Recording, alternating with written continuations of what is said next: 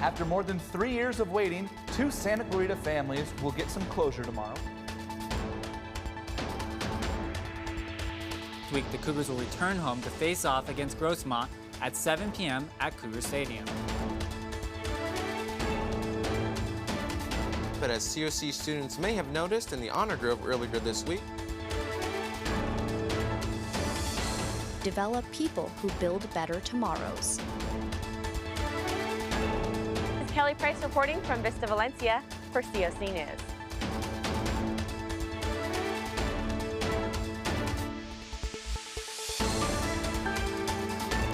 How will this affect the rest of the job market? Welcome to Canyons News. Live from Mentry Hall, with news from around the Santa Clarita Valley. This is Canyons News. Tonight on Canyons News, we examine whether students still believe a 4-year degree is worth the cost. We take a look at how the Castaic Coyotes celebrated their graduation day. And then we examine how the Santa Clarita Valley expresses gratitude to veterans. Good evening. I'm Robin Abshire. And I'm Sophia Mastretta. Tonight, we begin by examining rising tuition costs. As 4-year universities become increasingly expensive, many students question whether a degree's value still justifies its hefty price tag. Canyons reporter Julianne Lena has more. People in a lot of ways need to be deprogrammed about this idea that the best path for the most people is a 4-year degree. Coincidentally, the most expensive path. The average cost of schooling at Cal State LA runs about $36,000. With costs for housing, fees, and inflation, students are feeling the pressure. For decades, a 4-year college degree was considered the golden ticket to success. But today, some are asking, at what cost? I think it was pressure from my family. My sibling also went to a 4-year, so I had to level her. Taylor is majoring in business and hopes the degree will give him flexibility in his career. I think with a business degree, you could do a lot of different things, and I have a lot of options. But nationally, the return on investment is under scrutiny, especially for students racking up massive debt. Wait a second. So I'm going to graduate with $160,000 in debt. And if I'm lucky and I find a job in my chosen field, I'm going to be making $40,000 a year. Start compounding the interest. You're not getting out. Despite the costs, others feel that jumping straight into a university builds momentum. I feel like I could streamline my education a little bit more if I went to a 4-year right away. I feel like if I went to a 4-year off rip, I would feel more enticed and more committed to actually, trying my best and kind of going all the way. Still, the long-term payoff isn't guaranteed. In a financial sense, I don't really know because, today it seems like the most difficult part of getting a degree or not getting a degree is seeing if you can find any sort of employment after the fact. As college costs rise and job markets shift, the value of a 4-year degree may no longer be one size fits all. Reporting for Canyons News, I'm Julianne Lena.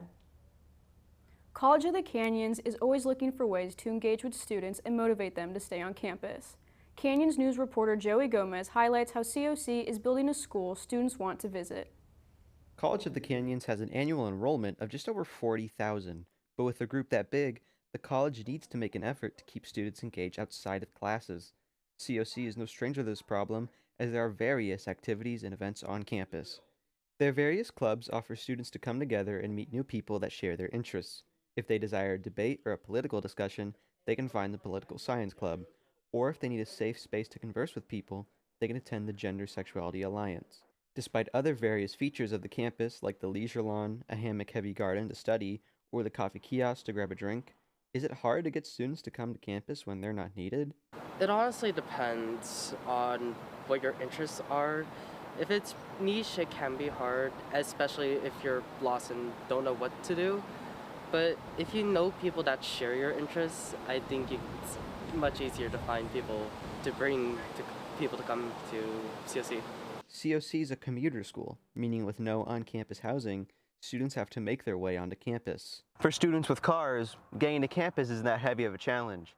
But for students who maybe need to take the bus or catch a ride with somebody else, it could be a little easier said than done. Ultimately, is it worth it to the students of this school to come outside of their needed classes, or would students rather only come for what they need rather than what they might want? It's definitely worth it when you know, like professors, they'll share stuff with you, they'll tell you events that they have planned, or that some of their friends who are also faculty here have planned, so it's definitely worth it. COC has such a vibrant and engaging community that you definitely want to be present for it. In the end, it's up to the student on whether or not they want to attend extracurriculars, but COC has kept up with the students and their wants with their vibrant campus and lively students and faculty. For Canyons News, I'm Joey Gomez. The Adult Re-Entry Alliance offers specialized support and guidance for adult learners returning to college. Canyons News reporter Paul Anderson shares the experience of one student who says their services were invaluable to her success. There are many reasons adults return to college, including the challenge of a college education, career, or lifestyle changes, and the pursuit of personal fulfillment. The Adult Reentry Alliance provides the same services available to every COC student, but in addition, offers specialized opportunities to help reentry students thrive in college. Here is the story of one Alliance client, Colleen Cubes. I decided to return to school shortly after COVID hit, and I came back because I had stayed home with my son for 8 years, and I was a little bored, so I took non-credit classes, which, with the encouragement of my non-credit professor, turned into taking credit classes. Colleen was looking for a change in life. And I did not want to go back to work in a law office. I had done that for 25 years and wanted to work at being of service to others instead of in a financial gain position. The Alliance is the only program at CLC that addresses the needs and concerns of adult students transitioning back to school or starting for the first time. Colleen's story is an example of personal commitment and dedication. For adults considering a return to college, Colleen has some advice. It would be come onto campus and check it out. Look at all the flyers, look at all the different departments. If you're curious about any of them, go in and ask, because they will be glad to receive you and answer any questions you have. Her resourcefulness, along with the support and guidance of the Adult Reentry Alliance, will help her achieve her personal and academic goals. For Canyons News, I'm Paul Anderson. Graduation season is in full swing across the Santa Clarita Valley. Canyons News reporter Christopher Casey offers a glimpse into how students at one high school celebrated their special day. The hill we so eagerly went down at the end of each day is now behind us. Here in Santa Clarita, it's a season of graduation. With applause of excitement, it is a reminder of students' achievements and memories up to now. Yeah, I mean, tonight was a crazy emotional roller coaster. One minute I'm crying, the next minute I'm celebrating with my friends and family. Despite this chapter in their lives ending and a new one opening, there is much that students and staff say will miss from this graduating class. They really captured the experience over these last 4 years, which was such an unusual experience coming off the heels of COVID and, masking up and everything like that. This class has really made something special out of their time at Castaic High School, and we're super proud of them.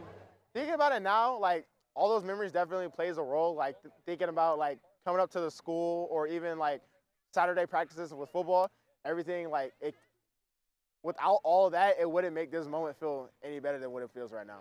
With this appreciation, even presenting an award to a teacher who held great significance for one student representing others. So being able to present the Howell Award as I'm graduating really meant a lot to me, especially this year because I presented the award to one of my favorite teachers, Miss Van Duzy. I've had her all 4 years of high school, whether that be in advisory or English, and her impact in my life has been profound to say the least. All of it combined, it is an emotional time for some, but a happy ending for others. I love these kids so much, and I'm sure as much as they say they've made an impact on them, I've made an impact on them, they've made an impact on me. Reporting the tassels moving from the right to the left for Canyons News. My name is Christopher Casey. Is it time to ban cell phones in class? The William S. Hart Union School District's new policy may do just that. Canyons News reporter Noah McLaughlin shares why many believe the timing couldn't be better. Cell phones have become a daily companion for students, but now school officials are being asked to draw the line. And for many students and staff, it's about time. I think, a lot of people or students, they come into class and they're not really paying attention and they miss information and stuff, because of the phones. In a recent Hard District survey, 97% of students said they oppose a full-day phone ban, but many admit phones can be a distraction, and about 1 in 3 support classroom restrictions. Even students are saying there needs to be a balance. Students' phones may be facing a timeout, just like this one. California's new law means every school must adopt a phone policy by 2026, but in the Hart District, that conversation is already underway. The district also heard from over 3,000 parents and more than 500 staff members. 97% of staff said restrictions are needed, and nearly half support an all-day ban. For teachers, the issue is classroom focus and how hard it is to enforce limits without a clear policy. Actually, I do feel like it's about time. Having to handle on my own the usage of phones in my classrooms for the past many years since phones have become a problem, it's nice to have backing finally. The Hart District Board will discuss the survey results this Wednesday night, but no vote is expected just yet. They say it's important to find a policy that works for everyone, students, staff, and families. With a 2026 deadline approaching and voices from all sides weighing in, one thing is clear: change is coming. For Canyons News, I'm Noah. The extreme heat of a Santa Clarita summer can threaten your personal health. But did you know it can also put your car at risk? Canyons News reporter Mario Gutierrez gives us a few tips on how to protect your vehicle from the sun. Summer's right around the corner, and with things heating up, we're going to be looking for ways to cool off from that summer heat. Another thing that's going to be heating up during the summer would be cars. Cars are essential to a lot of people's lives. We rely on them. Now the question is, do they rely on us to keep them properly maintained in order to be in tip-top shape during the summer? Summer brings more than just heat to the Santa Clarita Valley. Cars work in overdrive as people blast the air conditioners trying to cool off. The heat brings problems that may cost you a pretty penny if your car is not prepared for it. Summer heat comes around every year, and what happens with the vehicle is heat soak. What happens is heat gets trapped underneath the hood and could cause a couple things to go wrong, from overheating to AC not cooling to an array of things, hoses breaking. So it's a good idea to go ahead and at least get your mechanic to check out the vehicle before the summer comes. AC is a really bad thing is because when I go in and right now my car, it's going to be really hot. If I turn on, taking a 3-4 minute to cool back. Everyone faces these struggles. Just make sure you take care of your ride. It's a good idea to have the fluids checked along with your hoses, belts. Main importance would be the coolant and the AC. You want to always make sure that your coolant hoses are not squishy or hard and up to date, and your thermostats are replaced on time. Ensuring that you have fresh oil will help the engine run smoother and not heat up. Without fresh oil, it could lead to metal on metal grinding and cause friction. Making sure you have the correct tire pressure. The heat fluctuates the PSI inside the tire, and too much of it can lead to a tire popping while you are on the road. For Canyons News, this is Mario Gutierrez. With speeches and salutes, hundreds of people from across Santa Clarita gathered at Eternal Valley Memorial Park to commemorate U.S. troops on Memorial Day. Every year, millions of Americans pay their respects to U.S. troops across the United States.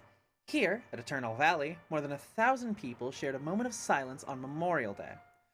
From veterans to civilians and even state representatives, people from Santa Clarita and beyond came to honor fallen military together. So every Memorial Day, we try to get out to as many of these events as possible. A great opportunity to be invited by Assemblymember Schiavo for this event specifically. It's hugely important to ensure that folks remember that we have to remember our fallen. California Assemblymember Pilar Schiavo and Congressman George Whitesides both attended the event to dedicate their speeches to both the living and the dead. In addition, Whitesides is helping retired soldiers connect with the Veterans Association for improved services and benefits. But he's not the first. The Veterans Collaborative is a volunteer 501c3 nonprofit that provides resources and referrals for veterans, active duty, and their families We provide services for 21 community services, and we also do VA benefit counseling. The collaborative, which includes many soldiers who have gone through the same struggles, helps disabled veterans and their caretakers recognize what benefits they are entitled to. We have about 35 volunteers.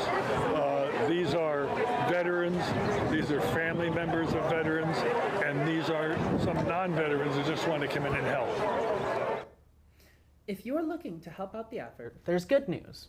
The Veterans Collaborative is taking applications for volunteers on their website, scv-vets.org. In the heart of Santa Clarita, the New Hollywood Silent Film Festival is bringing the golden age of cinema back to life. I spoke with festival organizers to uncover this city helped pioneer the magic of the silver screen. Silent film started in the 1890s, originally made as short clips to be shown as traveling entertainment. Its popularity grew over time and attracted more audiences as a result of Thomas Edison and the Lumiere brothers that were developing motion picture technology. The Newhall Family Theater showcased this work of art by inviting people to watch some of the earliest silent films that were made, as it is a hot spot for many other types of performances. Lon Chaney is an interesting one because he was a kind of bit player and wasn't super famous, and then he did a film with William S. Hart called... That got louder and louder. He did a film with William S. Hart called Riddle Gone, and that brought him to fame. So even Lon Chaney, who isn't necessarily famous for being from Santa Clarita or making films here, has a Santa Clarita connection because of William S. Hart. In relation to Lon Chaney, he was one of the biggest silent film stars and has starred in over 13 very well-known movies. To highlight Chaney as an actor and to make this event even more special, the film's soundtrack was performed live by a musician. So I have a little bit of a background in film. I started working on productions in 2018 as a background actor. I've done a little bit of PA work. I've just always been intrigued by film. I think it's really cool that everyone can come together in our hometown and see the start of where film came from. It's really cool seeing how, you know, without words you can portray emotions and storytelling, and it's just really cool getting to explore that and experience that. The COC Intercultural Center hosted a special screening of Liquor Store Dreams, a film that explores how cultural tensions and difficult choices shape communities. Canyon's news reporter Victoria Suarez shows us more. Underneath Benelli Hall lies the Intercultural Center, a safe space for historically marginalized and minoritized groups on campus. The center regularly hosts events that spark conversation and reflection, including a recent matinee screening of the 2022 documentary Liquor Store Dreams, directed by So Yoon. My dad would flip over in his grave if he knew that I was doing this. The film follows two second-generation Korean-American liquor store babies whose parents ran liquor stores in predominantly black and brown neighborhoods across Los Angeles. It explores the legacy they've inherited, shaped by cultural tensions and tough decisions. The film is done beautifully. It has a lot of different themes and so much to kind of just ponder. And so we wanted to highlight that, especially in the Intercultural Center, because it is a space for intercultural dialogue. We hope by doing these events that we are supplementing a lot of the course content. After the screening, director So Yoon visited the Intercultural Center to share her personal journey as an inspiring filmmaker, but as well as a daughter of immigrant shopkeepers. Things just happened very naturally for this, so I always... She offered insights into her path in filmmaking and encouraged students to tell their own stories that are rooted deep within their culture and community. Especially as a first-time filmmaker, like, ask for favors. People are wanting to help you. For many students, it wasn't just a film. It was a mirror, a reminder of what's possible when diverse cultures come together, not in conflict, but in community. So I always think, if I don't pursue this career, then what is it all for? For Canyons News, I'm Victoria Suarez. The Santa Clarita Arts Association hosted a gallery event to help local artists spread their wings. Canyons News reporter Asmar Craigs brings us the story. From the classrooms of College of the Canyons to the city of Santa Clarita, there's plenty of ways to participate and appreciate the art community. No better place to do both of those things than in the town of Newhall, where the arts are especially expressed inside this very building. At the Santa Clarita Arts Association, they host different art galleries and events throughout the year.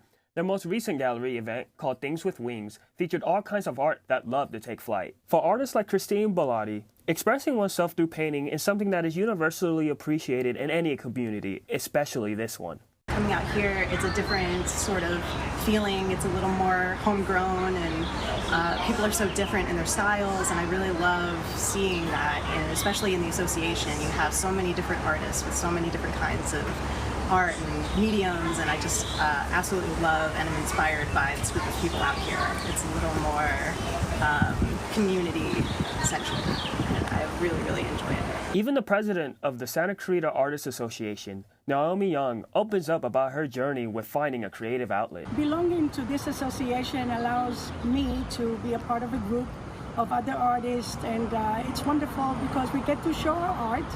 And so this is one of many pieces that I had in this last show. It was called Things with Wings, and I love butterflies and birds. So it's a wonderful way to be connected. Just because I was born in Jerusalem, in Israel, times were tough for us, so I did not have any art materials. But I guess in my soul, I always loved art. Not only can you show off your own unique sense of style in any art form of your choosing, but the association also hosts a plethora of community events and art classes that can help you paint your pictures into 1,000 words. I'm Asmar Craigs, here with Canyons News. After a challenging campaign in 2024, the College of the Canyons men's soccer team is turning the page and is now looking to hit a new goal in 2025. With more from the pitch, here's Canyons News reporter Valerie Diaz with the story. Whether it's an evening scrimmage or a morning practice, the College of the Canyons men's soccer team is deep into their preseason. Regardless of the hot weather, coaches and the players' energy shows up in every drill to keep up the intensity and push everyone to their limits for a competitive and focused season. I think last couple seasons we had a lot of talent, but the results were poor. We just didn't seem to be pushing each other enough in the training ground, and I think we've been really working to pick that. So, their shifts of intensity is already showing, not just in drills, but in real moments on the field. The sophomores especially feel the pressure and responsibility, as this is their last season to make a mark before moving forward and leaving a lasting impact on the program. I'm helping them by pushing them because I know what to expect from last season, so I want them to be ready for the upcoming season. So, with experience under their belts, the sophomores are stepping into leadership roles, pushing the team and themselves towards something better. Together, they want to prove what their group is really capable of when they stay focused and push together. One goal is I just want us to succeed. I want us to do better. I know we have a lot of talent on the team, and I know we can do good. We just keep pushing ourselves. With their renewed energy and a clear sense of purpose, the COC men's soccer team is ready for everything to come together and chase a season full of opportunities. For Canyons News, I'm Valerie Diaz. Finally, you might not know that Starbucks brings in $35 billion annually. But despite its success, the company still feels there is room for improvement. Canyons News reporter Sierra Hernandez takes us to a local store to see what's brewing. Hi, this is Haley. What's your name? Starbucks has a new name and face, transforming their atmosphere while being one of the largest cafe chains. Since January 27th of this year, many new things have been offered and taken back by new CEO Brian Nicole. From homey glassware to an aim for an improved and timelier customer service, calling it the Back to Starbucks policy.